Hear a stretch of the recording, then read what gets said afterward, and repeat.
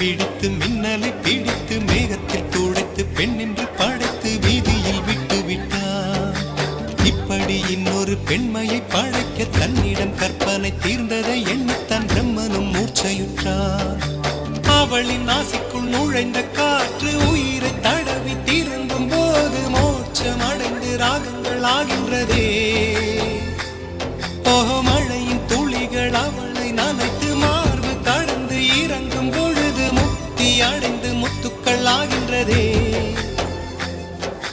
மின்னலை பிடித்து மேகத்தில் துடைத்து பெண் என்று படை